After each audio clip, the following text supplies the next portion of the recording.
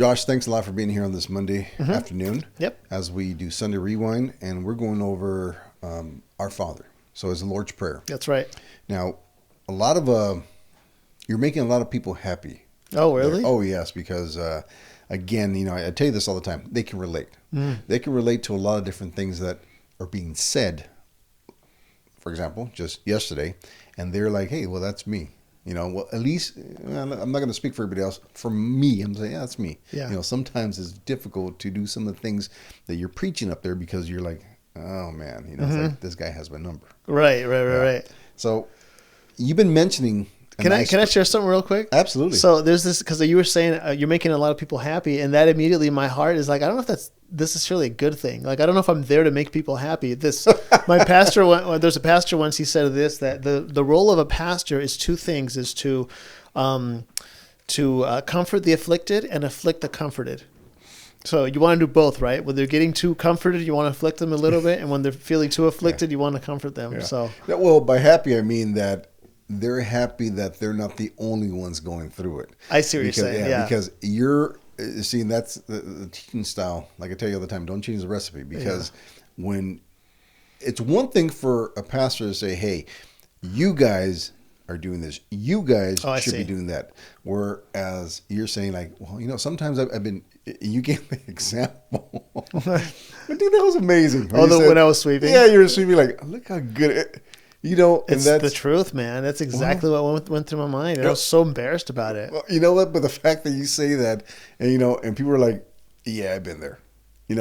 I've been there. Yeah. And I'm glad you said it, because now I can tell you, in this podcast, like, yeah, I've been there too. But it's crazy, because even as I was sharing that on Sunday, in my mind, I'm like, they're gonna think I'm pretty humble because I'm sharing this. It's so like the ego, man, is just crazy. It is. That's. Crazy. Hey, that's our vanity. That's the fall of man. It is. Yeah. Absolutely. So, but in your message yesterday, you keep bringing up an iceberg, and if you follow that logic, you're saying, hey, an iceberg, you compare something with prayer. Yeah. An iceberg, you only see 10% on top, right? You only see the top of that. You don't see the bottom, which is 90% of the iceberg. If you follow that logic, you're saying, well, then that's the reverse then, right? God sees 90%, and we don't see 10%. Well, no, God sees everything. Yeah. So let's clear that up. Now, because God sees everything, our prayer should always be in a relationship to God. Yeah. Okay. Now, one of the things that you're bringing to the congregation, to us, is the importance of prayer. Now, why is prayer, and we all know why prayer is important, but why is prayer so important in the Christian life walk and for the Christian man or woman? Yeah, so I grew up believing that prayer was all about asking God for stuff. That's why I talk about the 10%, which is the tip of the iceberg. So you look at an iceberg, the tip of the iceberg is like, why do you say the tip of the iceberg? Well, because it seems like you're looking at the whole thing, but it's not. It's 10% of the whole thing. And the most important, or the bulk of it, is invisible to the eye. So in my view, that's how I saw prayer. I saw prayer as asking, which would represent the 10%. But the reality is, you look at the scriptures and you realize that there's a whole 90% of what prayer is for that many times we don't tap into. And so we're missing out on a relationship with Christ for which he gave us prayer for. And it's basically, I think, what the disciples saw when he saw Jesus praying. He saw Jesus praying. And again, disciples, they were Jewish. They had prayer as part of their tradition. But their prayer life was very ritualistic. And so what he saw in Jesus, as he saw Jesus praying, that's why as soon as Jesus stopped praying, he's like, teach us to pray. Like, I've never seen that before. So what I think that he saw Jesus speaking to the Father in a conversation, not just like these big elaborate prayers, like this ritual where you just kind of go through the motions. Like, he was literally talking like to a person. He's like, I've never seen that before.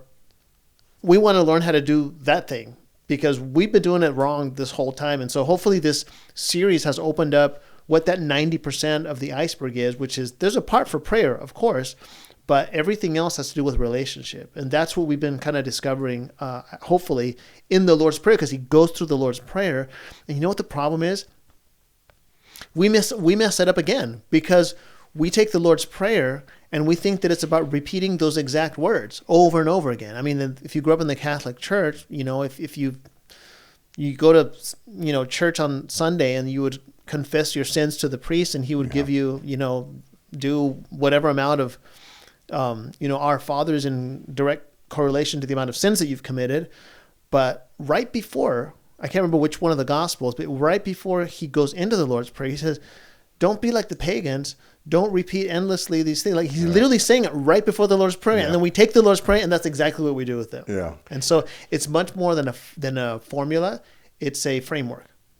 If you really think about that, you see how incredibly boring that type of prayer would be, right? Oh, yeah. I mean, imagine, in my limited mind, imagine just going over, our Father who art in heaven, and the Lord saying, yes. Yeah. Yes, I know. I gave you those written words, right? But that's not what, dude. It's a structure. Yeah. It's like, yeah. I know what I writ. You're written down. Yeah, exactly. I want to hear what's in your heart. I already know what's in your heart, but I want you to articulate those things and talk to me as a son talks to a father. Yeah. We are in a relationship. Yeah. I love you. Talk to me. Yeah. Normally talk to me. Yeah. Just like I used to talk to Moses. Talk to me. And sometimes that escapes us. We can't grasp that. We're like, no, I feel more secure to be like a Sadducee, like a Pharisee, where but legalistically, right. I feel more comfortable. Right. And that right there, you're right though. To me, I don't understand that either. That's really interesting what you just said about comfort, because you're right. There is a certain comfort that comes as a result of just repeating a prayer. Hey, just repeat this prayer 10 times and you're good to go. But the Lord's Prayer, we've discovered that it's meant to make you a little uncomfortable, because it's not just about asking God to do things for you. It's about adjusting your own heart. Yes. So if you pray the right way, it's going to change you. It's not going to change God. God never changes, but that prayer is going to change you on the inside. So you look at all the different sections that we've been looking at, and it's basically about adjusting your heart. Not about changing God. It's about adjusting your heart. If you actually pray it, that's what should happen. Yeah, absolutely. Yeah. But that'll be the hard part too. That's right. That's right. Why it's like it makes us feel uncomfortable, because oh man, I got to change that, because I've been doing that and I have to try to align myself with God, and that's difficult. Yeah. Now, going down the Lord's Prayer, and the part that you went over was forgiveness.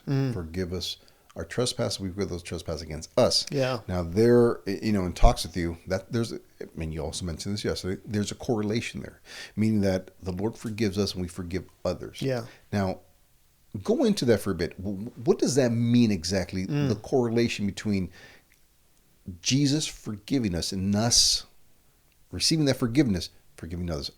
Explain that a little bit. So, there's definitely a connection there, because it's not just, Lord, forgive me for my trespasses. Like that's incomplete. It's not just, oh, Lord, I did this, please forgive me. It's like, no. This prayer, as I said before, keeps you in check. It's not just forgive me my trespasses, but forgive me my trespasses as I forgive those who trespass against me. And so it's an invitation to really see the connection between the forgiveness that you're giving out and the forgiveness that you've received. And so, I would argue you can't really forgive like from the heart if you haven't really received the forgiveness of Jesus. And what does receive mean? Like, what does it mean to actually receive it? It means to understand. And there's a whole parable that I talked about on Sunday that just really unpacks this whole idea of, if you fully understand the forgiveness that you have received, you can't do anything other than forgive your brother and sister, because of the depth of your sinfulness and how complete the sacrifice of Christ was for you. Like, he leaves you without excuses. And this is the parable, so that really fast recap, where the servant owed the king billions of dollars, was forgiven. He goes and finds someone that owes him money, like $700 or whatever it was. And he goes, no, he shakes him up a little bit and goes, no, we're going to throw you in jail until you repay, right? And then it goes back. So there's a very interesting thing that you just, before here, you just mentioned, and I thought it was like just amazing, where you said that he knew how much. If you ask him, hey, how much were you forgiven? Oh, 7 billion. Yeah. He knows. He has that concept. Like, dude, I was forgiven a lot. Yeah. But yet he doesn't understand that. Right. Expand on that, please. Well, so I think that there's a difference between understanding something and getting it, right? Do you know what I'm saying? It's like I use an example. My son Matthew, he took a driving test, but it was the theoretical one. What is called like the written test, right? So he passed it, no problem. But does that mean that he knows how to drive? No, he just that's all theory, right? I mean, he can drive, but the evidence of him knowing how to drive is not that he passed the written test. That's all theory, right? The evidence of him actually knowing how to drive is he gets into the car, goes down the freeway, goes to the grocery store, picks up some people, comes back. Like he's driving because he actually got in the car and did it. I think the same is true with our understanding of the forgiveness that we've received. Like we can have all the theory about the forgiveness that we've received. We can, talk about all the verses. Jesus died on the cross for us. While we were still sinners, Christ died for us. Like, John 3:16, for God so loved the world. Like we can quote all these things. We can have all the theory, but the true evidence of us actually not just understanding, but actually getting it is not us quoting all these verses or explaining what Jesus did. It's how we extend forgiveness to one another. Like, tell me how easily, or show me how easily you forgive your brother and sister, and I will tell you how much you actually get the sacrifice that you've received. Wow. That's why this guy who was forgiven the $7 billion, he can say, yeah, it was 7 billion. Like he knows the number, but he doesn't get it. He doesn't get it. Why? Because he's not able to forgive the guy who owes him 700. Absolutely. You know what though? There are a lot of Christians in that boat. I'm sorry to say this, but there is, and the sad that, if you're talking to them and you say, hey, you know what, like you said, they'll recite quotes, Bible verses, and just everything about forgiveness, how Jesus gracefully gave them forgiveness, of their sins, and never to be, seen again. The Bible says, he casts it out from as far as the east is from the west. He doesn't. There's no recollection. There's like, no, you're forgiven. And yet, when there's an offense against us, we don't easily forgive. Isn't that something? You're saying, and they could come to you, and I'm pretty sure they have, like, but you don't understand what this person has done to me, right? How they hurt me, yeah.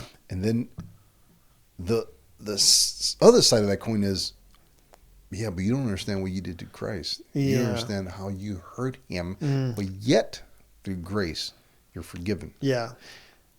How does someone that's going through something like that? What's the not movement, but what is the actions that need to happen in their hearts to remove some of that? And here's where I'm getting at. You also provided a story where you said that there's a prisoner there. All right, expand on that. Who's a prisoner, and how do we set that prisoner free? Yeah, so it's the whole idea of when you forgive someone that's wronged you, not only does that serve as evidence of you actually getting the forgiveness that you've received or understanding fully the forgiveness that you've received, but you're also setting a prisoner free. And that prisoner is yourself. And that's the invitation. But I wanted to expand a little bit more on something else, and it has to do with the fact that this parable also doesn't deny what's being owed to you. Like, it doesn't deny that the guy that he was strangling him owed him $700. Like, he's not saying no, he didn't owe him anything. No, he owed him the money, and he was probably entitled to get paid back. And for the people listening or watching, like there's someone in your life, and Jesus isn't denying, and the parable isn't denying that person wronged you, that person owes you money, that person owes you an apology, that person owes you an explanation. Like, that's not the point. What Jesus is saying is that there's a better way. There's another way to handle this, and that's the invitation. And the way to handle this is to truly forgive as you've received forgiveness. Wow. So So, in someone could come to you and say, Pastor, this person has hurt me. This Yeah. person has wronged me. This person has done these things against me. And the answer is yes, they have. And it sucks. And it's terrible. I'm so sorry you have to go through that. So we're not saying... You don't want to deny that. No, it's real. Wow. It's Okay. real. That's equally important, Oh, too. for sure. Yeah. Isn't that something? Yeah, it's not about, no, you should forget about that stuff because Jesus died for you and you shouldn't feel hurt. No, you should feel hurt. Like, it's unfair. What you went through was unfair. Yes, 100%. But you're not going to focus on that. The invitation not to focus on what's being owed to you. The invitation is to be focused on what Christ forgave you. But that's hard to do, isn't it? Dude, that's easy to talk for this microphone. So easy. But then you walk out and, somebody crosses you on the freeway and you hate that guy. Yeah, you absolutely. You're not focusing on Jesus' forgiveness for you. Like that's the North Star. I'm not saying we get it right. We miss it all the time, but that's the North Star. That's our. But you also said something that is very important. You said that, it could be whatever it is, whatever wrong has been done against you, or you say that there's been done against you, it's probably valid. But there's a wall that's created, right? Yeah. And that wall just keeps getting bigger and bigger and bigger. Yeah. But then you also gave, I want you to provide that explanation again, where in this case you gave an example of a funeral. They meet up at a funeral. Oh, yeah. What happens there? What exactly transpires there? And So, I mean, maybe you've had this experience, or the people watching or listening have had this experience of where you've had a situation with someone and something happens, somebody owes you money, owes you an apology, whatever, something happens, and then you just like forget about that person. You don't want to see them anymore. And then time goes by and the wall gets thicker and thicker and thicker and thicker. And over time, you realize that, you kind of haven't talked to that person in a whole year, 2 years, maybe 5 years, maybe even more than that. And all of a sudden you have an encounter with them. Maybe it's at a funeral or wedding or something like that. And you come together, you cross paths, and all of a sudden, boom, you forgive each other. And it's like this huge weight that you were carrying for such a long time, all of a sudden is gone. And then the question becomes, why did I wait so long? that's the prisoner you're talking about, right? That's the prisoners being set free. Wow. And that was you. You were in prison this whole time. But you also had the keys to your own prison cell. You had it in your hand the whole time. In your hand the whole time. Oh my God. So basically what Jesus is inviting us to do is not something it sounds really hard, but once you do it, you realize that it was for you. It was because Christ wanted to set you free. So, final thing here is Stephen. Yeah. Where he was being stoned to death. Yes. And they didn't want to hear, okay, that's fine. That's a different thing altogether. But Stephen, as he's dying, he's being stoned to death, he looks up to heaven and he sees the heavens open up and he says, Father, don't lay this against them. There has to be a reference that we have to make, and it can't be ourselves because, we're horrible, right? So the reference that we have to make has to be this. Jesus is a perfect example of forgiveness. Yeah. My question here is, if we use anything other than Jesus as a reference point to forgiving anyone, where does that put us at? Does that give us freedom to forgive, or are we going to be stuck there until we figure this out? Yeah, I mean, I think what you're saying is, if we use anything other than Jesus as a reference, we're not going to find the strength to forgive, because the problem is that we use other people as our reference. Like, if you wronged me, and if I feel like you don't deserve my forgiveness because you haven't taken any steps, then why would I forgive you? You don't deserve it, right? But if you look at Christ and what Christ did for you and what you did to him, it's like, okay, and the invitation is for us to kind of pay it forward. So Ephesians chapter 5 says, it says, submit to one another out of reverence for Christ. So it's not reverence to you or the other, like I'm not using anyone as a reference. We're using Christ, and we are submitting to one another out of reverence for Christ. So I'm not submitting to one another out of reverence for one another. It's for Christ. And so Christ leaves you without any excuses. Like, oh, this guy did me so wrong. He stole $50 from me. It's like, man, he doesn't deserve my forgiveness. He still hasn't paid me back. And then you look at Christ and like, oh, yeah, dude, you're good. Like, that's the correlation. Yes. That's the correlation there. And that's what's highly important. And your word yesterday, your preaching yesterday was, hey, listen, forgive us as we forgive. That's the correlation. Yeah, right there. As long as we use Christ as a reference point, we're going to remember. Yeah. And that's how you're going to say that. That's how we get it. Yeah. That's what we're getting it. That, hey, this has nothing to do with me. It's what has been done for me already. And that's the reason why I can forgive. Right. And there's another twist to it. There's another twist that I don't think I mentioned that on Sunday. The other twist is that sometimes if you did something to me and I don't feel like forgiving you, like I've looked at Christ, I've done the whole thing, and I still don't feel like forgiving you. The invitation is to do it anyway.